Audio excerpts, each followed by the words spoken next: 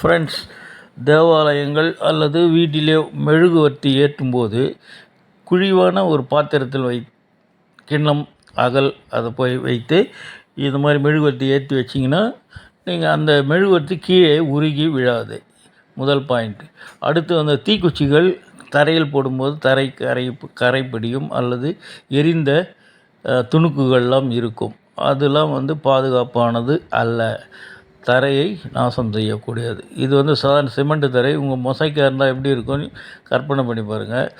அடுத்து குழந்தைகள் இந்த தீக்குச்சிகள் எரிந்த நிலையில் இருந்து கால் அதில் மேல் வைத்து விட்டால் மிகவும் ஆபத்தாகும். அதனால் பாதுகாப்பான முறை என்னவென்றால் ஒரு தகர டப்பாவை வைத்து அதில் சேகரித்து வைத்து கொள்ளலாம்.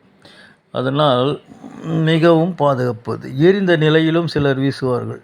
அதுதான் குழந்தைகளுக்கு ஆபத்து. இந்த மாதிரி ஒரு டப்பா வச்சு பக்கத்தில் வச்சிட்டிங்கன்னா உங்களுக்கு சேஃப்டி.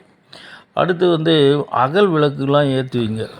அகல் விளக்கு ஏற்றினால் காற்றில் அணைந்து விட வாய்ப்புள்ளது. அதனால் ஒரு பாத்திரத்தை வைத்து அதனுள்ளே இது மாதிரி அகல் விளக்கை வைத்து ஏற்றி வைத்தால் எந்த காற்றிலும் அணையாது பாதுகாப்பாக இருக்கும்.